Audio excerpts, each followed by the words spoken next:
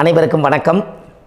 பாரம்பரிய திருவள்ளுவர் குலவம்சம் பிரசன்ன ஜோதிடர் சுப மாரிமுத்து திருப்பூரிலிருந்து இந்த பதிவு உங்களுக்காக. ஐயா வணக்கங்க ஐயா. வணக்கம் ஐயா. ஐயா இப்போது மக்கள் சார்பாக ஒரு கேள்வி இன்றைக்கி நான் கேட்கலான் இருக்கேன். கேளுங்க ஐயா. ஐயா அதாவது இந்த ஜாதகத்தில் முடக்கு இருக்கு, ஜாதகத்தையும் முடக்கிருச்சு, கண்டிப்பாக அதனால் வாழ்க்கையில் நிறைய பிரச்சனைகள் அப்படின்னு சொல்லி நிறைய பேர் கேட்குறாங்க. கண்டிப்பாங்க ஐயா. இந்த முடக்குங்கிறது என்னங்க ஐயா? அதற்கும் கர்மாவுக்கு ஏதாவது சம்மந்தம் இருக்காங்க ஐயா? ரொம்ப பற்றி சொன்னீங்கன்னா ரொம்ப உதவியாக இருக்குங்க. நல்ல கேள்விங்க ஐயா. இந்த கர்மாவே முதல்ல எங்கேருந்து வருது அப்படிங்கிறது தான் இப்போ நம்ம சொல்ல போகிறோம். இதுவரைக்கும் எத்தனையோ கருத்துக்களெல்லாம் நீங்கள் இந்த உலகத்தில் கேட்டிருப்பீங்க. ஆனால் இந்த பதிவில் நீங்கள் பொறுமையோடு இந்த கருத்தை ஒரு இனிமையோடு நிதானமாக கேட்டிங்கன்னா உங்களுடைய ஊழ்வினை கர்மா எங்கிருந்து உருவாச்சு, இதனுடைய இந்த கர்மானால் நாம் என்ன கஷ்டப்படுறோம், நாம் இந்த பூமியில் பிறக்கிறதுக்கு என்ன வரம் வாங்கி வந்தோம், நம்ம பாவ புண்ணியமெல்லாம் ஜாதக கட்டத்தில் போய் எப்படி எடுக்கிறது, நம்மளுடைய தோஷம்னு சொல்கிறோமே அந்த தோஷம் எப்படி கிரியேட் ஆகுது, நம்ம இந்த பூமியில் பிறக்கும்போது கொண்டு வந்த கர்மாவா, இல்லை கடவுளே நம்மளுக்கு ஒரு தண்டனையாக கொடுத்த கர்மாவா, இல்லை நம்ம இந்த பூமிக்கு வந்ததுக்கு அப்புறம் செய்த கர்மாவா, இது எல்லாத்தையுமே நம்ம பொறுமையாக கேட்கணும்னா கண்டிப்பாக இந்த பதிவை நீங்கள் பொறுமையோடு கேளுங்க. உங்களுக்கு இதில் ஒரு பெரிய ஒரு ரகசியம் ஒன்று அடங்கியிருக்குது. அந்த ரகசியத்தை தான் இன்றைக்கி இந்த உலகத்துக்கு அரங்கேற்றம் பண்ணுறேன். இந்த முடக்கு நம்ம ஐயா கேட்டதில் ஒரு அற்புதமான ஒரு விஷயம் என்ன அப்படின்னு கேட்டிங்கன்னா, முடக்குங்கிறது அந்த காலத்தில் பெரிய திறமையை கட்டி போட்டு வச்சுட்டா நம்மனால் அது இயங்க முடியுமா? முடியாது இல்லைங்களா ஐயா? முடியாது. அப்போது அதே மாதிரி ஜாதக கட்டத்தில் நமக்கு வேண்டிய யோகத்தை கடவுளே நம்மளுக்கு நாம் செய்த பாவத்தினால அது முடக்கி வச்சிருச்சுன்னா அந்த பாவகத்தை அந்த ஜாதகர் அனுபவிக்க முடியுமா? அனுபவிக்க முடியாது. அப்போது அந்த அனுபவிக்க முடியாமல் வெளி உலகத்தில் போய் நம்ம தேடி போன பிறவியில் செய்த பாவத்தை இந்த பிறவியில் நீங்கள் தேடி கண்டுபிடிச்சி வாழ்க்கையில் நீங்கள் எப்போ மேலுக்கு வர்றது? அப்போது அந்த கர்மா 12 ராசி கட்டத்துக்குள்ள 27 நட்சத்திரத்தில் 9 கிரகங்களுக்குள்ள ஒரு பெரிய ஒரு ஆத்துமாத்துமான கர்மா, உங்கள் பூர்வ ஜென்ம கர்மா இதுக்குள்ளே எங்கேயோ ஒரு இடத்துல முடங்கியிருக்குது. இந்த முடக்க மட்டும் உங்கள் ஜாதகத்தில் நீங்கள் கண்டுபிடிச்சிட்டிங்கன்னா ஹைலைட்டாக வாழ்கிறதுக்கு, இந்த உலகத்தில் சுதந்திரமான வாழ்க்கை வாழ்கிறதுக்கு ஒரு மிகப்பெரிய பொக்கிஷம் உங்கள் ஜாதகத்துக்குள்ளேயே இருக்குது. அப்போது அந்த ஜாதகத்துக்குள்ளே நாம் போன பிறவியில் நம்ம கர்மா நாம் என்ன செய்திருப்போன்னு உங்களுக்குள்ளே பெரிய குழப்பம் இருக்கும். என்னங்க ஐயா, நீங்கள் என்ன கர்மா பண்ணிட்டு வந்தீங்க, நாம் போன பிறவியில் நம்ம யாரை ஒரு வதச்சோம், யாரை நம்ம மனசை புண்படுத்தினோம், நம்ம தாத்தாவுக்கு சோறு போட்டோமா, நம்ம பாட்டனுக்கு சோறு போட்டோமா, நம்ம முப்பாட்டனுக்கு சோறு போட்டோமா, நம்ம கொள்ளுப்பாட்டனுக்கு சோறு போட்டோமா, அப்போ நம்ம அப்பாவுக்கு நம்மளை பெற்றவருக்கு நம்ம சாப்பாடு கொடுத்தோமா, இவங்களுக்கெல்லாம் நம்ம சேவை பணிமடைகள் செஞ்சோமா, நம்மளுடைய உறவுகளுக்கெல்லாம் அரவணைச்சு போனோமா, நம்மளுடைய இந்த மாதிரி நாம் இரத்த சம்பந்த உறவுகளை இருந்து தான் இந்த உலகத்துக்கு நம்ம வெளியில் வந்திருப்போம். அப்போது வெளியில் நீங்கள் நிற்கிறீங்க, அப்படியே மேலே போய் பார்த்தீங்கன்னா ஒரு 7 தலைமுறையில் ஒவ்வொருத்தரும் செய்த கர்மாவெல்லாம் நம்ம பிளட்டு ரிலேட்டிவாக இப்போ நீங்கள் கரண்ட்டில் இருக்கிறவங்க கிட்ட தான் டெபாசிட் பண்ணியிருக்கோம். அப்போ இது தெரியாமல் நாம் ஜாதகத்துக்குள்ளே போய் தசாபுத்தி நல்லா தனுங்க இருக்குது, நான் ரொம்ப கஷ்டப்படுறேன், என் ஜாதகத்தில் போய் பார்த்தேன் எல்லா கிரகங்களும் நல்ல வலிமையாக இருக்குன்னு தான் சொன்னாங்க, ஆனால் இன்னும் என்னுடைய கடன் அடையலை, இன்னும் என்னோடய கர்ம தீர்ந்த மாதிரியே தெரியல, எனக்குள்ளே ஒரு தாட்டு என்னமோ நான் ஒரு பின்தங்கின வாழ்க்கையிலே வாழ்ந்துட்டுருக்கேன் அப்படின்னு நீங்கள் சொல்லும்போது, அப்போ இதையெல்லாம் தாண்டி ஒரு கர்மா உங்களுடைய ராசி கட்டத்துக்குள்ளே எங்கேயோ ஒரு பக்கத்தில் ரகசியமாக புதைஞ்சிருக்கு. அப்போது அந்த ரகசியமாக புதைஞ்சிக்கக்கூடிய அந்த முடக்கு தான் இன்றைக்கி இந்த உலகத்துக்குள்ளே நீங்கள் தெரிஞ்சுக்கக்கூடிய விஷயம். அப்போ அந்த முடக்குங்கிறது ஒன்று உண்மை. இந்த உலகத்துக்கு நம்மளை எல்லாத்துலேயும் நல்லா யோசிச்சு பாருங்கள். 12 ராசி கட்டம் இருக்குதுங்களா ஐயா? ஆமாங்க ஐயா. ஆனால் கிரகம் எத்தனை இருக்குதுங்க?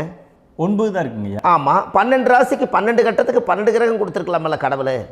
அப்போ ஏன் 3 கட்டத்தை மட்டும் எம்டி பண்ணி மீதி 9 கிரகத்தை வச்சுக்கிறாருன்னா, அப்போ நாம் செய்த 3 தலைமுறை கர்மாவுக்கு அது எந்த கட்டம் பிளாக் ஆகுதோ அந்த கட்டத்துக்குள்ளே ஏதோ ஒரு ரகசியம் இருக்கிறனால தானே எங்கேயோ ஒரு பக்கத்தில் நீங்கள் கண்டிப்பாக கர்மாவில் மாட்டுவீங்கிறது கடவுளே படைச்சு தானே இதை உருவாக்கியிருக்காரு. 12 ராசிக்கு 12 கட்டம் கொடுத்துருந்தா எங்கே நீங்கள் சுற்றி வந்தாலும் ஏதோ ஒரு வீட்டுக்குள்ளே போய் உட்காந்துக்கலாம். ஆனால் ஒரு வீடு சுத்தமாக இருக்குது, ஒரு வீட்டில் 4 கிரகம் இருக்குது, ஒரு வீட்டில் 3 கிரகம் இருக்குது, ஒரு வீட்டில் 5 கிரகம் இருக்குது, ஒரு 3 வீடு 4 வீடு காலியாக இருக்குது. அப்போ எங்கேயோ ஒரு ராசி கட்டத்துக்குள்ளேயே கடவுளுடைய கர்மா விளையாட்டு, அது ரகசிய விளையாட்டு தான். அப்போது இந்த இடத்துல தான் உங்கள் ஜாதகத்தில் முடக்கு இருக்குது. இந்த முடக்கை நீங்கள் எப்படியெல்லாம் அதை ஆராய்ச்சி பண்ணி கண்டுபிடிக்க முடியும் அப்படிங்கிற ஒரு விஷயத்தை தான் இன்றைக்கி நம்ம இந்த உலகத்துக்குள்ளே இதை நுழைக்க போகிறேன். இப்போ அப்பா செய்த பாவம்னு ஒன்று இருக்குமில்லங்க ஐயா, நம்ம அறியாத வயசில் தெரியாதில்ல, அப்பா செய்த பாவம்னு இருக்கும். அப்பாவுடைய சொத்து பிள்ளைக்குத்தானா, அப்பாவுடைய பாவம் பிள்ளைக்குத்தானே, என்னங்க ஐயா? சரி, அப்போ தாத்தா இருக்கிறாரு, தாத்தாவுடைய கர்மா உயிர் எங்கே எழுதி வைக்கிறாருங்க? அப்போது மகனை விட்டுறாரு. அப்போ தாத்தா மாதிரியே முகம் இருக்குது, தாத்தா மாதிரியே அவருடைய நடை உடை பாவனை இருக்குது, அவர் தாத்தாவுடைய ஜீனு தான் அப்படின்னு இவர் சொல்லும்போது, அப்போ தாத்தாவுடைய சொத்து பேரனுக்கு சொந்தம்னா தாத்தாவுடைய பாவம் எங்கே போகுங்க? Very good. அப்போ அப்போது இந்த கர்மா எப்படி டிரான்ஸ்ஃபர் ஆகுதுன்னு உங்களுக்கு தெரியுதா? அப்போ நீங்கள் போன பிறவியில் அந்த தாத்தாவுடைய பேரனை நீங்கள் பிறக்கிறதுக்கு கர்மம் உங்களை செயல்பட வச்சுருக்குது. அதனால் நீங்கள் தாத்தாங்கிறீங்க. அதனால் அந்த கௌரவமாக எங்கள் தாத்தா சம்பாரித்த சொத்து நான் தான் அனுபவிக்கணுங்கிற விதியை நீங்கள் உருவாக்கிறீங்க. அப்போது இந்த ஜாதகத்தில் அந்த ஊழ்வினை தோஷந்தான் ஏதோ ஒரு வழியில் உங்களை கர்மாவை செயல்படுத்துது. அதனால தான் இந்த ஜாதகத்தில் எந்த ஒரு முடக்கை எடுக்கிறதா இருந்தாலும் சூரியன் என்ற நட்சத்திரம் எதுவோ அந்த நட்சத்திரத்துக்கு எந்த வீடு முடக்காகுதோ அங்கே தான் உங்களுடைய கர்மா ஒளிஞ்சிருக்கும். இதுதான் உங்களுடைய பெரிய ஒரு பொக்கிஷமான ரகசியம். சரிங்க ஐயா, இப்போ இதில் நவகிரகங்கள் 9 இருக்கும்போது ஏன் சூரியனை மட்டும் நம்ம இதில் எடுத்துக்கணும்னு நீங்கள் சொல்கிறீங்க? நல்ல கேள்விங்க ஐயா. நீங்கள் கேட்டீங்க பார்த்தீங்களா, 9 நவகிரகம் இருக்கும்போது சூரியனை மட்டும், அந்த சூரியன் என்ற நட்சத்திரம் பிறக்கும்போது அந்த வீடு மட்டும் முடக்காகுன்னு நீங்கள் கேட்டீங்க இல்லையா? இதுதான் அற்புதமான கேள்வி. ஏன் அப்படின்னு கேட்டிங்கன்னா, சூரியன் அப்பாவோட உயிர் கரு போய் அம்மாவுடைய பனிக்கூடத்தில் கர்ப்பத்தில் வச்சு 10 மாதம் 300 நாள் சுமந்து நீங்கள் இந்த பூமிக்கு வெளியில் வரும்போது நீங்கள் என்ன பாவத்தை இவங்க விதைச்சாங்களோ அந்த கர்மாவை வாங்கிட்டு தான் நீங்கள் வெளியில் பிரசவமாகறீங்க. இதுதானே? அப்போ சூரியன் என்ற நட்சத்திரம், அந்த சூரியனுங்கிறது உயிர் கருவல்லவா, அப்பாவுடைய உயிரணுக்கள் அம்மாவுடைய கருவிக்குள்ளே போய் நாம் குழந்தை வடிவத்தில் இருந்து 300 நாள் பாவ உன்னித்த பதிவில் ஏட்டு எழுதி ஒரு ஜாதகத்தை கையில் கொடுத்து பிறந்த உடனே உங்களுக்கு ஒரு ஏட்டை பெரட்டி நீ இப்படித்தான் விதி, இனிமேல் இப்படித்தான் நீ வாழணும்னு சொல்லி உங்கள் கர்மாவை நீங்கள் கர்மாவோடு தானே வெளியில் பிறக்கிறீங்க. அப்போ சூரியன் என்ற நட்சத்திரம் தானே இந்த உலகத்துக்கு ஒரு பெரிய ஒரு மகத்துவம். இப்போ பாருங்கள், விடிய வரைக்கும் நம்ம முழிச்சிட்ருக்குறோம், காலையில் சூரிய உதயமானால் அவங்கவுங்க செயல்படுறோம். மீதி எல்லா கிரகங்களுக்குமே வெளிச்சத்தை கொடுக்கக்கூடிய சக்தி சூரியனுடைய பிம்ப ஒளிக்குத்தானே உண்டு, என்னங்க ஐயா? அதனால தான் மேசத்து உச்ச வீடுன்னு சொல்லி மேசத்தை உச்சம்னு சொல்லி சூரிய உச்சத்தை அங்கே தான் வச்சாங்க. அப்போது அந்த காலச்சக்கரத்துக்கு 5ஆம் இடம் பூர்வ புண்ணியஸ்தானத்தில் போய் சிம்மத்தில் கொண்டு போய் சூரியனை ஆட்சி வீடுன்னு வச்சாங்க. அப்போது சூரியனில் இருந்து தான் அந்த மையப்புள்ளி உருவாகுது. அப்போ உங்களுடைய ஜாதகத்தில் அந்த சூரியனாகப்பட்டவர் பிறக்கும்போது நீங்கள் உங்கள் ஜாதகத்தை நீங்கள் எடுத்துக்கங்க ஐயா. நீங்கள் இன்றைக்கே போய் கதவை திறந்து உங்கள் பெட்டியை திறந்து பீர்வாவுக்குள்ளே உங்களுடைய ஜாதகம் இருக்குது, அந்த ஜாதகத்தை எடுத்து ஜோதிடர்கிட்டையே நீங்கள் சந்தேகம் கேட்குறக்கு முன்பு நீங்களே உங்களுடைய கர்ம பற்றி தெரிஞ்சுக்கிறதுக்கு இந்த பதிவில் உங்களுக்கு ஒரு ரகசியத்தை சொல்லித்தரேன். உங்கள் ஜாதகத்தில் இப்போ இது வரைக்கும் ராசி கட்டத்தை நீங்கள் பார்த்துருப்பீங்க, ஆனால் பாதசாரம்னு ஒன்று இருக்கும் இல்லைங்களா? ராசிக்கு பாதசாரம்னு ஒன்று இருக்கும்.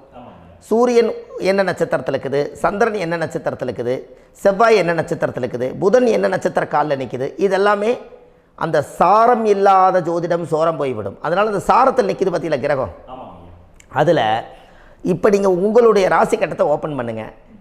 இதில் ராசி கட்டத்தில் சூரியன் என்ற நட்சத்திரம்னு ஒன்று இருக்கும் இல்லைங்களா? அது எதுவாக வேணாலும் இருந்துட்டு போட்டோம்.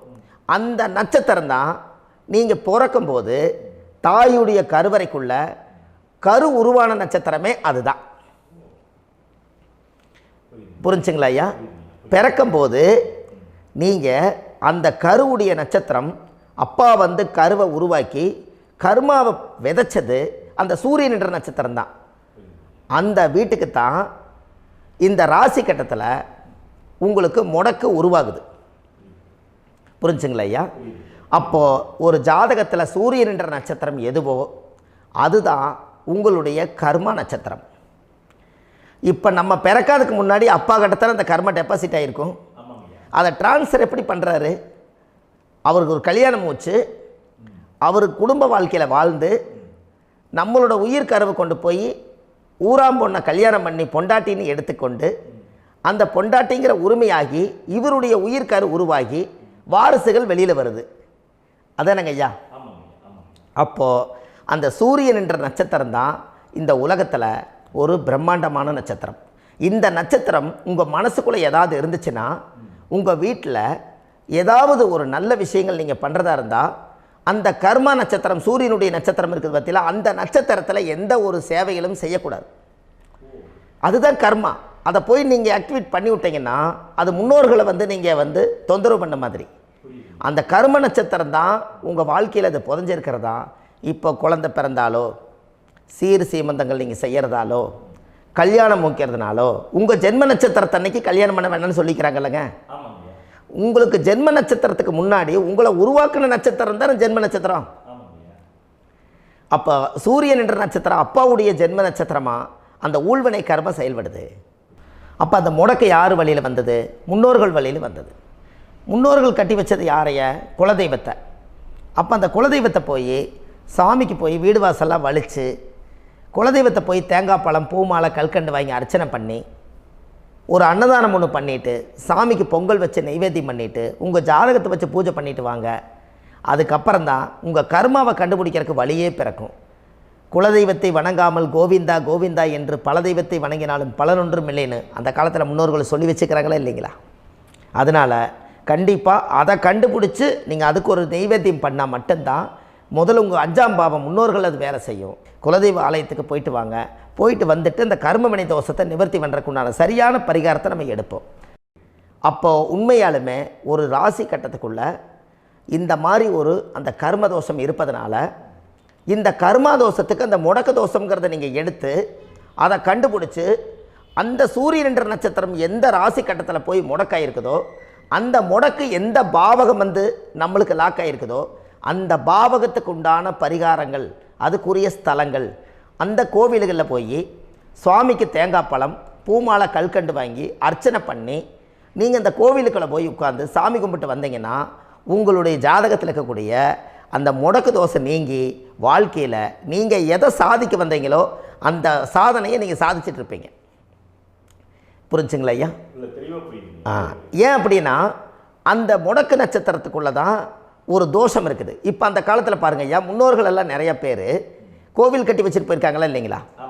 இந்த கோவில் எதுக்காக கட்டி வச்சுக்கிறாங்கன்னா அவங்க கட்டினவங்களுக்கும் அந்த முடக்கு தோஷம் இருந்திருக்குது. ராஜாக்கள் இருந்திருக்குது, மன்னர்கள் காலத்தில் இருந்திருக்குது, ஜமீன்தார் காலத்தில் இருந்திருக்குது. இப்போ அவங்களுடைய அமைப்புகள் எல்லாமே முன்னோர்கள் என்னமோ அறியாமல் தெரியாத தன்னடக்கம் இல்லாத ஒரு கர்மாவை இவங்க செஞ்சிட்டாலும் அதுக்குரிய பரிகார ஸ்தலங்களை கொண்டு போய் அந்த காலத்திலே ஜாதகம் பார்த்து நம்ம வந்து முன்னோர்களுடைய பாவத்தை நாம் செய்த பாவத்தையும் தீர்த்துட்டு நமக்கு கீழே அடுத்த சந்ததிகள் அடுத்த தலைமுறைகள் வந்தாலும் இந்த கோவில்களுக்கு வந்து விளக்கு போட்டு சாமி கும்பிட்டு இந்த மண்ணை மிதிச்சுட்டு போனால் அன்னையோடு அந்த கர்மா தீருங்கிறது அந்த காலத்திலேயே முடக்க தோஷ பரிகாரத்தை கோவில் வழியில் அந்த காலத்தை திசை திருப்பி வச்சுருக்காங்க. அப்போ நீங்கள் கோவிலுக்கு போகாமல் கண்டிப்பாக இந்த பரிகாரத்தை நீங்கள் உடைக்க முடியாது. ஏன் உடைக்க முடியாதுன்னா இப்போ நீங்கள் எத்தனை வருஷம் வாழ்கிறீங்க ஐயா? 120 வருஷமே வச்சுக்கோங்க. சூரியன் திசை 6 வருஷம், சந்திரன் திசை 10 வருஷம், செவ்வாய் திசை 7 வருஷம், ராகு திசை 18 வருஷம், குரு திசை 16 வருஷம், சனி திசை 19 வருஷம், புதன் திசை 17 வருஷம், கேது திசை 7 வருஷம், சுக்கிரன் திசை 20 வருஷம். இப்போ நான் சொன்ன டோட்டலெல்லாம் கூட்டிங்கன்னா 120 வருஷம் வரும். இது ஒரு மனிதர் பிறந்து பூரண ஆயுளோடு வாழ்ந்தால் இந்த 120 வருஷம் வாழ்ந்தால் அவர் இந்த பூலோக பதவி விட்டு சிவலோக பதவி போயிடுவார். அதுக்கு பேர் தான் பூரண ஆயுள் என்று பொருள். அப்போ இந்த பூரண ஆயுளை வாழ்ந்தவருக்கு 120 வருஷம். கோயில் எத்தனை வருஷம் வாழுதுங்க ஐயா? கோயில் பழங்காலத்து கோயிலெல்லாம் எத்தனை வருஷம் வாழுதுங்க? 12 வருஷத்துக்கு கும்பாபிஷேகம். அது ஓகே, அது பரவாயில்ல. 12 வருஷத்துக்கு ஒருக்கா பழசை புதுப்பிச்சு கும்பாபிஷேகம் பண்ணி மறுபடியும் அதுக்கு பவர் ஊட்டி சக்தி ஊட்டி அதுக்கு உருவேற்றுறாங்க. நான் சொல்கிறது கோயில் 5000 வருஷம் 4000 வருஷம் பெரிய பெரிய சித்தர்கள், மகான்கள், ரிஷிமார்கள், யோகிகள், சித்தர்கள் இவங்களெல்லாம் போய் கோவில்லையே சிவனையும் பெருமாளையும் வழிபாடு பட்டுட்டு கோவில்லையே ஒரு ஓரத்தில் ஜீவசமாதி ஆயிட்டாங்கன்னு பழைய கால கோயிலில் சித்தர்கள் குடியிருக்காங்களா இல்லைங்களா? இருக்காங்கல்லங்க ஐயா. அப்போது நாம் 120 வருஷம் வாழ்கிறோம், கோவில் 5000 வருஷம் வாழுது. எங்கே சக்தி அதிகமாக இருக்குன்னு சொல்லுங்க? கோவிலில் தாங்க ஐயா. கோயில் தான், அதில் ஒன்றும் மாற்றம் இல்லைங்களே. கோயில் தாங்க. அப்போ கோவிலில் தான் அந்த சக்தி இருக்குதுன்னு நீங்கள் சொல்கிறீங்க. அப்போ உங்களுடைய கர்மாவை உடைக்கிறதுக்கு 120 வருஷம் பெருசா 5000 வருஷம் பெருசான்னு சொல்லுங்கள்? 5000 தாங்க. அப்போ 5000 வருஷம் உள்ள அலைகள் எத்தனை அந்த சிவனுக்கு இப்போ சிவன் கோயிலே உங்களுக்கு முடக்கு தோஷத்துக்கு ஒரு கோயில் வருதுன்னு வச்சுக்கோங்க. அந்த கோவிலில் எத்தனை முடக்குகளுக்கு உண்டான கோவில்கள், எத்தனை பழங்களை ஊற்றி சாமிக்கு அபிஷேகம் பண்ணியிருப்பாங்க, எத்தனை பால் கூட ஊற்றிருப்பாங்க, பன்னீர், தேன், இளநீ, மஞ்சள் நீர், திருமஞ்சனம், அபிஷேகம், பொங்கல், நைவேத்தியம் இத்தனையும் செஞ்சு அந்த சிவனை சிவனாக பார்த்து அந்த கருவறைக்குள்ள ஒரு கிராணங்கள் வரும்போதும் கூட பாதுகாப்பு பண்ணி வச்சு நல்ல சக்தியோடு அந்த கருவறையை புத்தியோடு அவங்க வேலை செஞ்சு அந்த காலத்தில் வச்சுருக்காங்களா இல்லைங்களா? அப்போது நம்ம வீட்டை அவ்வளோ சுத்தமாக வச்சுருக்க முடியுமா? என்னதான் வாஸ்து இருந்தாலும் முடியாது இல்லைங்களா? அப்போது அவ்வளவு ஒரு பவர்ஃபுல்லான கோவில் அந்த முடக்கு தோஷத்துக்குள்ளே ரகசியமாக அந்த கோயில் அடங்கியிருக்குது. உங்கள் ஜாதகத்துக்குள்ளே உண்மையாலுமே ஊழ்வினை கோயில், கர்மவினை கோயில் அதுக்குள்ளே இருக்குது. அந்த ஜாதகத்தை கணிச்சு பார்த்தா கரெக்டாக உங்களுடைய ஜாதகத்தில் அப்பாவுடைய கருவறையிலேருந்து உயிர் உருவாகிற நேரத்தில் இருந்து இப்போ வரைக்கும் நீங்கள் கரண்ட்டில் வாழ வரைக்கும் அந்த கர்ம கூட வர்றதை ஒரே ஒரு இடத்துல போனால் மட்டும்தான் விட்டுட்டு வர முடியும். அது எந்த வீடு அப்படின்னு கேட்டால் உங்களுக்கு அப்பாவுடைய கர்மா வழியில் போய் அந்த கோவில் பழையகால கோயில், பழையகால தெய்வங்கள், அந்த கோவில் தான் உங்கள் ஜாதகத்துக்குள்ள ரகசியமாக இருக்கும். அது ஏன் இந்த பதிவில் உங்களால் சொல்ல முடியாது அப்படின்னா, இந்த பதிவில் ஏன் உங்க சொல்ல முடியாதுன்னா உங்கள் ஜாதகம் தெரியாமல் என்ன கோயிலை நீங்கள் சொல்லுவீங்க? இப்போ பொதுவாக ஒரு நட்சத்திரத்துக்கு ஏதோ ஒரு கோவிலை அவங்க சொல்லி நீங்கள் போயிட்டு வர்றீங்கன்னு வச்சுக்கோங்க. ஆனால் அது வேலை செய்யலைன்னா நம்மளுக்கு என்னங்க இவ்வளோ கஷ்டப்பட்டு போய் அதை பலனடையிலேன்னு கேள்வி கேட்டக்கூடாது. உங்கள் ஜாதகத்தை நீங்கள் கொண்டாங்க, உங்கள் டேட் ஆஃப் பர்த் டயத்தை போட்டு ஜாதகத்தை கணிச்சு நீங்கள் சூரியன் என்ற நட்சத்திரத்துக்கு உங்களுடைய கர்மவினை கோவில் யார், உங்களுடைய முடக்கு யார், ஊழ்வனை தோஷத்துக்கு உண்டானவர் யார், தாய் வழி கர்மா யார், தந்தை வழி கர்மா எது, நீங்கள் பிறக்கும்போது வந்த கர்மா என்ன, இது எல்லாம் கணிக்காமல் பொதுவாக ஒரு கோயிலில் போய் நீங்கள் பாட்டுக்கு சாமி கும்பிட்டு வந்தால் பலன் எப்படி கிடைக்கும்? கண்டிப்பாக கிடைக்காதுங்க ஐயா. என்னங்க ஐயா? அது தெரிஞ்சு பண்ணாதான் சரியா? ஒரு டாக்டர்கிட்ட போகிறீங்க, என்னை அப்படியே ஸ்கேன் பண்ணி ஒரே ஒரு மாத்திரை கொடுங்கன்னு கேட்டால் டாக்டர் கொடுப்பாருங்களா? அவர் என்ன பிரச்சனை இருக்குதோ அதை முதல்ல கண்டுபிடிச்சி ஸ்கேன் பண்ணி பார்த்து ரிப்போர்ட் எடுத்து அது மூலியமாக தான் கொஞ்சம் எடுத்து ஐயா உங்களுக்கு இந்த பிரச்சனை, இதுக்கு தீர்வுக்கு இதுக்குண்டான மெடிசன், இது இப்படித்தான் சாப்பிடணும்னு அது முறையாக சொல்லி அந்த உயிர் வாழ வைக்கிறாரு டாக்டர். அவர் ஒரு தெய்வ வடிவத்தில். கரெக்டுங்களா ஐயா? அப்போ உங்களோட கர்மா எங்கே செயல்படுது அப்படின்னா, இந்த முடக்க நீங்கள் இந்த பதிவில் தெரிஞ்சுக்கங்க. அதுக்குரிய நட்சத்திரம் என்னன்னு தெரிஞ்சு வச்சுங்க. உங்கள் ஜாதகத்தில் சூரியன் என்ற நட்சத்திரத்தை எடுத்துக்கங்க.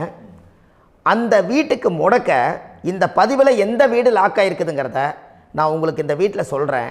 அந்த வீட்டு நீங்கள் பாருங்கள், உங்களுடைய லக்கணத்துக்கு அது எந்த வீடு. இப்போ லக்கணத்துக்கு ஒரு 7வது வீடுன்னே வச்சுக்கோங்க. அப்போ லக்கணத்துக்கு 7வது வீடே முடக்கு. அப்படி ஒரு முடக்கு ஆகிப்போச்சுன்னா ஒரு ஜாதகத்தில் லக்கணம் தான் 1, 7ஆம் இடம்ங்கிறது மனைவி ஸ்தானம். ஒரு ஆணுடைய ஜாதகத்துக்கு 7ஆம் இடம் தான் மனைவி. அவருக்கு நல்ல மனைவி அமையாமல் ஆடம்பரம் இருந்தும் வீடு அரண்மனை மாதிரி இருந்தும் அந்த மனைவியை ஒரு சந்தோஷமாக அவர் அனுபவிக்க முடியாது. புரிஞ்சுங்களா ஐயா? சந்தோஷமாக அனுபவிக்க முடியாது. ஏன் அப்படி? 7ஆம் இடத்துல தான் அவரோட கர்மா உட்கார்ந்துருக்குது. கரெக்டாக சொன்னீங்க. 7ஆம் இடத்துல தான் அந்த கர்மா உட்கார்ந்துருக்குது. அப்போ அந்த 7ஆம் இடத்துல இருக்கக்கூடிய அந்த கர்மா போன பிறவியில் நீ மனைவிக்கு சோறு போடாமல் மனைவியை கட்டி வச்சு அடிக்கிறதும், மனைவியை துன்புறுத்துறதும், அந்த மனைவி இருக்கவே இன்னொரு வாழ்க்கைக்குள்ளே போகிறதும், இங்கே வாழ வேண்டிய தாம்பத்திய சந்தோஷத்தை கொண்டு போய் இன்னொரு இடத்துல கொடுக்கறதும், தெரிஞ்சிருந்தே நம்மளுடைய மனசுக்குள்ளே திருடுத்தனமாக வாழ்கிறதும், இது எல்லா கர்மாவும் போன பிறவியில் நாம் செய்த ஊழ்வினை கர்மா தான் உங்கள் ஜாதகத்தில் 7ஆம் இடம் முடக்கு. அப்போ அந்த 7ஆம் இடம் முடக்கா இருந்துச்சுன்னா கண்டிப்பாக உங்கள் ஜாதகத்தில் நீங்கள் என்ன அனுபவிச்சிட முடியும்? நல்ல நண்பர்கள் கிடைக்க மாட்டாங்க, நல்ல ஒரு பார்ட்னர்ஷிப் அமையாது, நல்ல ஒரு நட்பு வட்டங்களில் எதையும் அனுபவிக்க விடாது, ஒரு அங்கீகாரமான உறவுகளில் போய் நம்ம ஸ்ட்ராங்காக நிற்க முடியாது. 7ஆம் இடம் என்பது தாம்பத்திய வாழ்க்கை, பூர்த்தி இல்லாத வாழ்க்கையாக இருக்கும். இப்படியெல்லாம் அந்த ஜாதகத்தில் ஒரு பொதுவாக ஒரு ஜாதகத்தில் 7ஆம் பாவம் முடக்காயிட்டால் இந்த கர்மாவை அவர் அனுபவிச்சுக்கிட்டே இருப்பார். இது எப்போத்தான் அதுக்கு ஒரு தீர்வு வேணுங்கய்யா? அந்த கோயில் எதுன்னு நீங்கள் கரெக்டாக சொன்னீங்க. இப்போ இது மனிதனால் செயல்படுது. மனிதர்கள் தான் கோயிலை கட்டி வச்சாங்க. தெய்வத்தை விட ஒரு காலத்தில் மனிதர்களுக்கு மகிமை ஜாஸ்தி. ஏன்னா சாதாரண ஒரு மண் பூமியாக இருந்த இடத்த மனிதர்கள் தான் கோயில் கட்டி ஒரு மகிமைப்படுத்தி புண்ணியம் பண்ணி வச்சாங்க. மனிதர்களுக்கு சக்தி அதிகம்தான், ஆனால் பிரபஞ்சத்துக்கு அதை விட சக்தி அதிகம் அல்லவா? ஐயா, நீங்கள் கோவிலுக்கு போய் அந்த கர்மா உடைக்கிறதுக்கு கோவிலில் சக்தி இருக்குது, ரைட்டு. ஆனால் நம்ம வீட்டுக்கும் கோயிலுக்கும் ஒரு மிகப்பெரிய தொடர்பு என்னென்னா, அந்த கோயில் கட்டுறவங்க எல்லாமே பழைய காலத்து கோயிலெல்லாம் பாருங்கள், பஞ்சபூதத்தை வச்சு கட்டியிருப்பாங்க. பஞ்சபூதத்தை வச்சு தான் கட்டுவாங்க கோயில். அது உங்களுக்கு தெரியணும் இல்லைங்களா? பஞ்சபூதம்னா நீர், நெருப்பு, காற்று, பூமி, ஆகாயம். இந்த பஞ்சபூதத்தினுடைய சக்திகள் எல்லாம் ஒரே நேர்கோட்டுக்கு என்னைக்கு வருதோ அன்னைக்கு தான் அந்த கோவிலுடைய பாலக்கால் போட்டு 1000-2000 வருஷம் நிலச்சி நிற்கிறது. காரணம், இந்த பிரபஞ்சத்தில் பஞ்சபூதம் எப்படி நிலச்சி நிற்குதோ அதுபோல் 5000 வருஷம் நிற்கிறதுக்கு அந்த பஞ்சபூத சக்தி வச்சு தான் சாமி சிலையை பிரதிஷ்டை பண்ணி வச்சுருப்பாங்க. அதனால தான் இந்த கோயில்கள் எல்லாம் 5000 வருஷமாயும் எத்தனையோ கிராணங்களை எல்லாம் தப்பிச்சிருக்கிறதுக்கு காரணம். அப்பேற்பட்ட புண்ணிய ஸ்தலம் உங்களுக்கு எதுன்னு தெரியணும் அல்லவா? என்னங்க ஐயா? அப்பேற்பட்ட புண்ணிய ஸ்தலம் உங்களுக்கு எதுன்னு தெரிஞ்சால் தானே நீங்கள் போய் செய்ய முடியும், இல்லாட்டி கண்டிப்பாக தெரியாது. அப்போ இந்த முடக்கு தோஷத்தை கடவுள்கிட்ட கொண்டு போய் ஒப்படைக்கணும். நாம் பிறக்கும் போது கொண்டு வந்த கர்மாவை நாம் இருக்கும் காலத்தில் கொண்டு போய் இந்த கர்மாவை சுத்தப்படுத்தி, நீங்கள் பாவ ஆத்மாவை இந்த பூமியில் பிறந்து பூலோகத்தில் எல்லா புண்ணியத்தையும் செஞ்சுட்டு இந்த பூலோகத்தை விட்டு நீங்கள் போகும்போது புனித ஆத்மாவாக போகணுன்னா உங்கள் கர்மாவை கொண்டுட்டு போகாதீங்க, கர்மாவை நிவர்த்தி செய்யுங்க. என்னங்க ஐயா? அப்போ கர்மாவை சுத்தப்படுத்துங்க. கர்மாவை சுத்தப்படுத்திட்டு உங்களுக்கு பிறக்கிற குழந்தைகளுக்கு அந்த கர்மாவை டிரான்ஸ்ஃபர் பண்ணாமல் உங்களோட நில் பண்ணுங்க. ஒரு உதாரணம் சொல்லட்டுங்களா ஐயா? ஒரு காந்தம் ஒன்று இருக்குது இல்லைங்களா? ஒரு காந்தம்ங்கிறது ஒரு தாத்தாவாக வச்சுக்கோங்க. ஒரு இரும்பை கொண்டு போய் வச்சா ஒட்டு மோட்டாதா? அப்போ ஒட்டுனோடனே காந்தம்ங்கிறது தாத்தா, அவருக்கு பிறந்த வாரிசுக்கு அந்த கர்ம டிரான்ஸ்ஃபர் ஆயிருமா? சரி, இன்னொரு இரும்பை கொண்டு போய் வைங்க, ஒட்டு மோட்டாதா? அப்போ அது பேரனுக்கு வைங்க, பேரனுக்கு வந்துருச்சு அந்த கர்மா. இன்னொரு இரும்பை கொண்டு போய் வைங்க, அந்த காந்தத்துக்கு நேர் இன்னொன்று வைங்க, ஒட்டு மோட்டாதா? அப்போ அதை கொண்டு போய் நம்ம கொள்ளு பேரனுக்கு வைங்க. இப்படியே டிரான்ஸ்ஃபர் ஆகி தலைமுறையாக இந்த கர்மா தொடர்ந்துக்கிட்டே இருக்குது. இந்த இடத்துல கொண்டு போய் காந்தத்துக்கு இரும்பு ஒட்டிகிட்டே இருக்குதுல்ல, இந்த இடத்துல ஒரு மரக்கட்டை செஞ்சு கொண்டு போய் கரெக்டாக வச்சுக்கினே போட்டுமா? அந்த மரக்கட்டையை கொண்டு போய் வைக்கிறவர் யார்?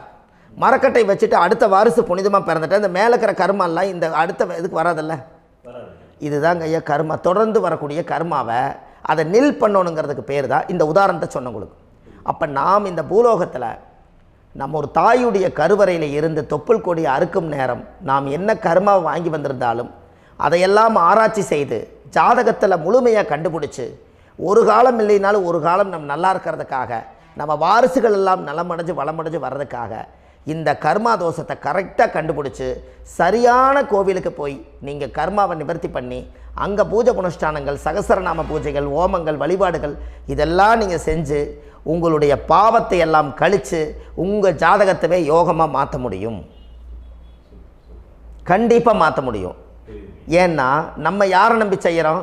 சரியான கடவுள்கிட்ட வழிகாமிக்க போகிறோம். அப்போ கடவுள் பொய்யாயிருவாரா? ஐயா நம்ம அதாவது அந்த காலத்தை சொல்லுவாங்க, சத்தியுள்ள சாமி கும்பிட்டு புத்தி உள்ள உள்ளே பெக்கணும்னு சொன்னாங்க.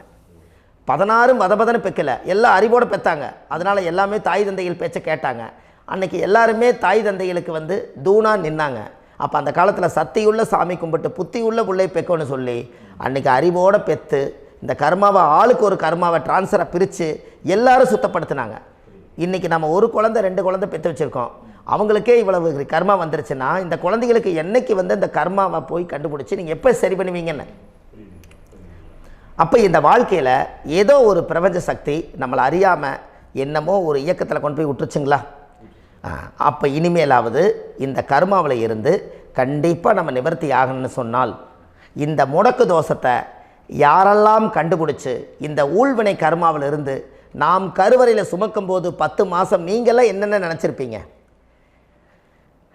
அதாவது கருவறைக்குள்ள கருப்பாக ஒரு பிண்டம் இடப்பக்கம் கிடக்கையில் இந்த பூமிக்கு வரும்போது நீங்கள் என்னென்ன நினச்சிருப்பீங்க?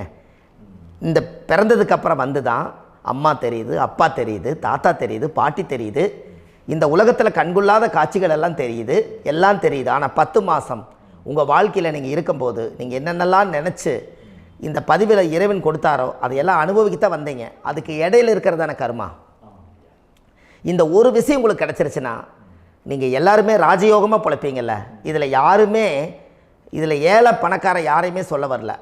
அவங்க பிறக்கும்போது புண்ணியத்தை பொறுத்து தான் போன ஜென்மத்தில் நம்ம என்ன புண்ணியங்கள் பண்ணி வச்சோமோ அந்த புண்ணியத்தில் இன்றைக்கி நல்லா வாழ்கிறாங்க. ஒருத்தர் கேட்டார், என் ஜாதகத்தில்ங்க எங்கூட படித்தவர் இடம் வாங்கிட்டார், வீடு வாசல் கட்டிட்டார், தொழில் பண்ணிட்டார், நல்லா இருக்கார், ஆனால் நான் இன்னும் அப்படியே தான் இருக்கிறேங்கன்னு ஒருத்தர் கேட்டார்.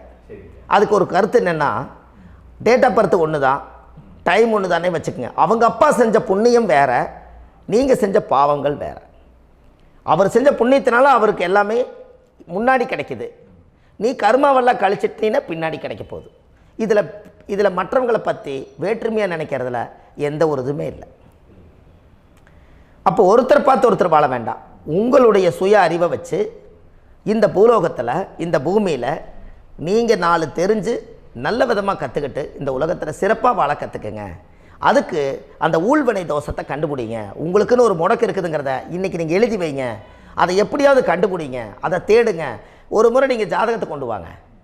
அந்த ஜாதகத்தை கொண்டு வந்து உங்கள் பாவகத்தில் எத்தனாம் பாவம் முடக்காயிருக்குதுன்னு பாருங்கள். அந்த பாவகம் முடக்காயிருச்சுன்னா உங்கள் வாழ்க்கையில் அதிலிருந்து உங்களால் வெளியில் வரவே முடியாது, கண்டிப்பாக வர முடியாது. அதை நீங்கள் கண்டுபிடிச்சா மட்டும்தான் நீங்கள் மேலே வர முடியும். ஏன்னா நிறைய பரிகாரங்கள், பூஜைகள், யாகங்கள், ஓமங்கள் எல்லாம் செய்து வச்சும் கூட அந்த கர்மவினைக்கு உண்டான கோவிலுக்கு போய் அந்த 5000 வருஷ பழமை வாய்ந்த தெய்வத்துக்கிட்ட போய் நீங்கள் முறையிட்டு விளக்கு போட்டு உங்கள் கர்மத்தை எல்லாம் நான் நீ தான் தீர்த்து கொடுக்கணும்னு சொல்லி நம்பிக்கையோடு நீங்கள் போய் அந்த சரணாகதி அடையிறீங்க பாருங்கள், அங்கே தான் உங்கள் கர்மாவை எடுத்து விடுறாரு. அப்போ இந்த ரகசியம் உங்களுக்கு வேணுமல்லவா? அப்போ உங்கள் ஜாதகத்தில் எங்கே முடங்கி அதுக்குரிய கோவில்கள் எல்லாம் என்ன, அதுக்கு தான பரிகாரம் என்ன, அதுக்கு நீர் பரிகாரம் என்ன, யாத்திரை பரிகாரங்கள் என்ன, நீங்கள் வீட்டில் இருந்தே செயல்படுத்தக்கூடிய பரிகாரங்கள் என்ன, பரிகாரம் கோவிலுக்கு போய்த்தான் நடக்குமா, இல்லை நாம் வீட்டில் வச்சு வணங்குறதுனால நடக்குமா, நாம் செய்யக்கூடிய தர்ம பரிகாரங்கள் என்ன, தான பரிகாரங்கள் என்ன, இப்படி பல விதமாக இருக்கிறனால உங்கள் ஜாதகத்துக்கு எந்த மாதிரி பரிகாரம் கனெக்ட் ஆகுதுங்கிறது தெரியணும். இது தெரியாமல் கண்டிப்பாக உங்களால் செயல்படுத்துறது ரொம்ப கஷ்டம். இதனால் இதை நீங்கள் தெரிஞ்சுக்கணும்னா இப்போ நம்ம பாருங்கள், நீங்கள் அந்த தெரிஞ்சுக்கிட்டாலே உங்கள் வாழ்க்கையில் ஒரு டைம் தான் நீங்கள் தெரிஞ்சுக்க போகிறீங்க. உங்களுடைய கர்மா என்ன, நீங்கள் எங்கே செயல்பட்டு போயிட்டுருக்கிறீங்க, உங்கள் போகிற பாதை சரியா இல்லை அந்த பாதையில் முள்ளு கல் இருக்குதா, இது எல்லாம் உங்களுக்கு தெரியலனா இந்த முடக்கை கண்டுபிடிக்கக்கூடிய சக்தி வாய்ந்த இந்த கர்மாவை நிவர்த்தி பண்ணுறதுக்கு வழிகள் இருக்குது. அதனால் நீங்கள் கண்டிப்பாக இந்த முடக்கை தெரிஞ்சுக்கணும். இந்த முடக்கு ராசினா என்ன உண்மையாலுமே உங்கள் வாழ்க்கையில் நீங்கள் தெரிஞ்சு இனிமேல் உங்கள் வாழ்க்கையில் இதுவரையிலும் கர்மாவுக்குள்ளேயே கஷ்டப்பட்டீங்க, வழி தெரியாமல் கண்ணை கட்டி காட்டில் விட்ட மாதிரி இருந்தீங்க. இனி அப்படி இருக்க வேண்டாம்.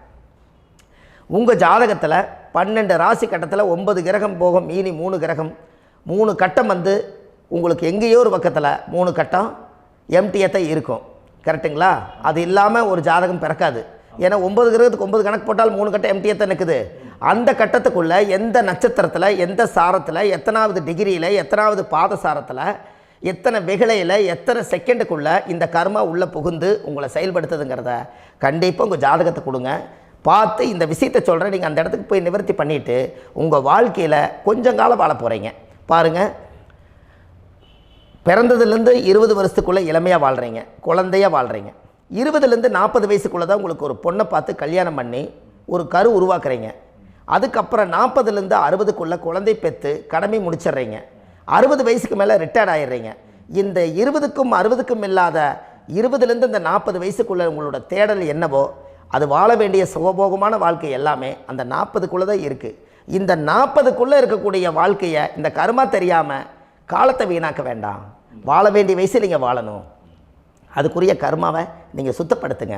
எப்படியெல்லாம் நீங்கள் சந்தோஷமாக வாழ்கிறீங்கன்னு எனக்கு ஒரு தகவல் கொடுங்க. வேறு லெவலில் நீங்கள் இருப்பீங்க. கண்டிப்பாக இந்த பதிவில் உங்களுக்கு நான் இந்த விஷயத்தை கொடுக்க போகிறேன். இந்த முடக்கு நட்சத்திரங்கள் என்ன அப்படிங்கிறத இந்த பதிவில் நீங்கள் ஒரு நோட் ஒன்று எடுத்துக்கோங்க, குறித்து வச்சுக்கோங்க.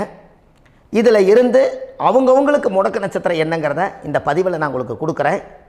இந்த வீடு தான் அது முடக்குங்கிறத சொல்கிறேன். இதையெல்லாம் நீங்கள் தெரிஞ்சு உங்கள் ஜாதகத்தவே நீங்கள் முடக்கு எடுத்து கண்டிப்பாக உங்கள் வாழ்க்கையில் நீங்கள் நல்லா இருப்பீங்க. அதுக்கு ஒரு நோட் எடுத்து வச்சுக்கோங்க. இது வரைக்கும் கர்மாவை பற்றி நம்ம பேசினோம்.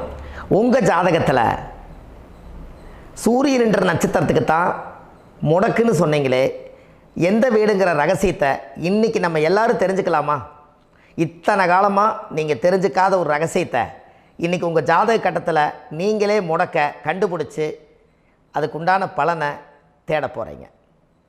அந்த தேடல் தான் உங்களை கொண்டு போய் உட்கார வைக்க போகுது. ஒரு உதாரணம், உங்கள் ஜாதகத்தில் பாதசாரம் இருக்குது அல்லவா? அந்த பாதசாரத்தில் சூரியன் என்ற நட்சத்திரம், சூரியன் நின்ற நட்சத்திரம் பாதசாரத்தில் கரெக்டாக எடுங்க. சூரியன் என்ற நட்சத்திரம் அவிட்ட நட்சத்திரமாக இருந்தால் அது துலா ராசி தான் முடக்கு ராசி. உங்கள் வாழ்க்கையில் அன்னையில் இருந்து உங்கள் வாழ்க்கை எங்கே இருக்குதுன்னு பாருங்கள். முடக்கு ராசி முதல்ல கண்டுபிடிக்கிறதுக்கு நீங்கள் செஞ்சுருக்கணும் புண்ணியம். அது எந்த வீடுனே தெரியாதல்லவா? உங்கள் லக்கணத்துக்கு அது எத்தனாவது வீடுன்னு பாருங்கள். கண்டிப்பாக உங்கள் வாழ்க்கையில் அதுக்கு ஒரு பிரச்சனைக்கு ஒரு தீர்வு கிடைக்கும். அப்போது இந்த துலா ராசிக்குள்ளே தான் அந்த முடக்கு ஒளிஞ்சிருக்குது. அது சுக்கிரனோட வீடு.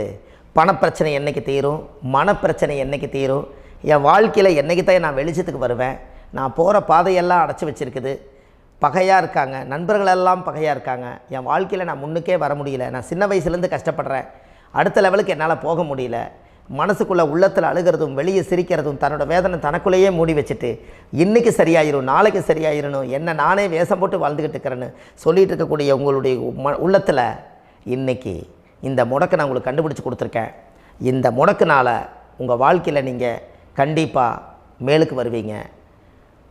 இந்த முடக்கு நீங்கள் கண்டுபிடிச்சி இதுக்குரிய பரிகாரங்களும் இதுக்குரிய வழிபாட்டு ஸ்தலங்களும் இதெல்லாம் நீங்கள் செஞ்சு உங்கள் கர்மாவை நீங்கள் சுத்தப்படுத்தி வாழ்க்கையில் நீங்கள் ஜம்முன்னு இருக்கணும். கண்டிப்பாக ஜாதகத்தை எடுத்துகிட்டு வாங்க, உங்கள் டேட் ஆஃப் பர்த் கொடுங்க, எல்லாத்தையும் வச்சு கணிச்சு பலன் சொல்கிறேன். அவிட்ட நட்சத்திரத்தை பற்றி இது வரைக்கும் நீங்கள் பார்த்தீங்க. அவிட்ட நட்சத்திரம் முடிஞ்சு சதய நட்சத்திரத்தை பற்றி அடுத்த பதிவில் நம்ம பார்க்க போகிறோம். நம்ம ஆன்லைன்லேயே ஜாதகம் பார்க்குறோம். உங்கள் date of birth time place கொடுத்தீங்கன்னா போதும், உங்களுக்கு ஜாதகத்தை கணிச்சு ஃபோன்லேயே உங்களுக்கு கர்ம ராசி கண்டுபிடிச்சி உங்களுக்கு உண்டான கர்ம பரிகாரத்தை சொல்லி உங்கள் வாழ்க்கையில் ஒரு வெளிச்சத்துக்கு கொண்டு வர்றதுக்கு என்றைக்கும் உங்களுக்கு உறுதுணையாக இருப்பேன். நீங்கள் கண்டிப்பாக இந்த பதிவுகள் எல்லாம் இது உங்களுக்காகத்தான். இது அதிகாலை நேரத்தில் பிரம்ம முகூர்த்தத்தில் இந்த பதிவை உங்களுக்கு முழுமையாக சமர்ப்பணம் பண்ணுறேன். இதை கற்று இதை வழி நடத்தி இதைய எப்படியெல்லாம் இந்த முடக்கை கண்டுபிடிச்சி இப்படியெல்லாம் பேச வச்சு அழகு பார்க்க நம்ம முன்னோர்களுடைய ஆசீர்வாதமும் இந்த முடக்கை கண்டுபிடிச்ச குருமார்களும் அவங்களுடைய குடும்ப பாரம்பரிய வம்சாவளிகளும் எல்லாருமே நல்லா இருக்கணும். அதுக்காக இந்த நேரத்தில் நான் அடியேன் சுப மாரிமுத்தாக இருந்து திருப்பூர்லேருந்து இந்த பதிவை உங்களுக்கு நான் கொடுக்குறேன். கண்டிப்பாக இந்த முடக்கு கோயிலுக்கு இந்த முடக்கு தோஷத்துக்கு உண்மையான பரிகாரங்கள், எளிமையான பரிகாரங்கள் நீங்களே வாழ்க்கையில் செஞ்சு ஆதிகால பரிகாரங்கள் உங்கள் மனசுக்குள்ளே இருக்குது. அதை செயல்படுத்தினா மட்டும் போதும், வாழ்க்கை எங்கேயோ போயிடும். கண்டிப்பாக ஒரு முறை உங்கள் ஜாதகத்தை அனுப்பி வைங்க, உங்களுக்கு நான் பார்த்து பலன் சொல்கிறேன். இன்றைக்கி நான் கொடுத்த பதிவுகள் எல்லாம் உங்களுக்கு ரொம்ப பயனுள்ளதாக இருந்திருக்கும். உங்களுக்கு இது வரைக்கும் எத்தனையோ கர்ம வினைகளை பற்றி தெரியாமல் இருந்திருப்பீங்க. இந்த பதிவில் நிறைய கேட்டு தெரிஞ்சுக்கிட்டீங்க.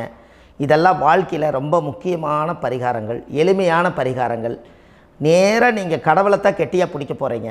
அந்த பரிகாரங்கள் எல்லாம் செஞ்சு அதிகாரமாக வாழ்ந்து இந்த பூலோகத்தில் நல்ல சிறப்பாக வாழ்கிறதுக்கு இந்த பரிகாரம் உங்களுக்கு ரொம்ப யூஸ்ஃபுல்லாக இருக்கும். கண்டிப்பாக இந்த பதிவை செய்யுங்க. நம்ம பாரம்பரிய திருவள்ளுவர் குல வம்சம் பிரசன்ன ஜோதிடர் சுப மாரிமுத்து, திருப்பூரில் இருக்கேன். 30 ஆண்டு காலமாக நம்ம ஜோதிடம் பார்த்து கொண்டு இருக்கிறோம். இவ்வளவு காலமாக எத்தனையோ ஆயிரக்கணக்கான மக்களுக்கு நம்ம ஜோதிடம் பார்த்து வழிகாட்டி நிறையா மக்களுக்கு நிறைய சேவைகள் செஞ்சுருக்கேன். நிறைய கோயில் கட்டி வச்சுருக்கேன், கும்பாபிஷேகங்கள் பண்ணி வச்சுருக்கேன், அன்னதானங்கள் நிறையா பண்ணி வச்சுருக்கேன், புண்ணிய யாத்திரைகள் நிறைய போய் வந்திருக்கேன். மக்களுக்காகவே நான் உங்களுக்கு உழைக்க தயாராக இருக்கேன். இந்த ஜோதிடம் என்னுடைய ஒரு பாரம்பரியமாக என்னுடைய அப்பா தாத்தா முன்னோர்கள் இதெல்லாம் எங்களுடைய குலத்தொழில் இது. அதனால் நாங்கள் பாரம்பரியமாக திருவள்ளுவர் குல வம்சம். வள்ளுவர் வாக்குன்னு யூடியூப் சேனலில் போனீங்கன்னா 1000 பரிகாரங்கள் கொடுத்துருக்கேன். அதுவும் உங்களுக்கு ரொம்ப யூஸ்ஃபுல்லாக இருக்கும். வள்ளுவர் வாக்கு அப்படின்னு போடுங்க. அப்படி இல்லைன்னா சுப மாரிமுத்துன்னு போடுங்க. இதில் பரிகாரங்கள் நிறையா கொடுத்துருப்பேன். கண்டிப்பாக இதெல்லாம் நீங்கள் சந்தித்து நீங்கள் ஒரு சப்ஸ்கிரைப் பண்ணி வச்சுக்கோங்க. நான் போடக்கூடிய பதிவுகள் எல்லாமே உங்களுக்கு நோட்டிஃபிகேஷனை வந்துடும். அதனால் நீங்கள் ஒரு சப்ஸ்கிரைப் பண்ணி வச்சுக்கோங்க. தினமும் ஒரு தகவல் உங்களுக்கு கொடுத்துக்கிட்டே இருக்கேன். இதெல்லாமே உங்களுக்கு ஒரு பெரிய சந்தோஷமான நிகழ்ச்சிகள். என்றைக்கும் உங்களோட நான் வாழ்கிறேன். உங்களுடைய குடும்பத்தில் நான் ஒருத்தராக இருந்து குடும்ப ஜோதிடராக நான் இருப்பேன். கண்டிப்பாக ஆயுளுள்ள வரைக்கும் உங்களுக்காக இந்த ஜோதிடத்துக்கு உழைச்சி உங்கள் குடும்பத்தில் ஒருத்தராக நான் வந்து ஒரு ரத்த உறவில் நான் வந்து இந்த பூர்வ ஜென்மத்தில் உங்களுக்கு நான் கடமைப்பட்டிருக்கேன். கண்டிப்பாக அடுத்த பதிவில் உங்களை நான் சந்திக்கிறேன். வாழ்வது ஒரு முறை, வாழ்த்தட்டும் தலைமுறை. நன்றி, வணக்கம்.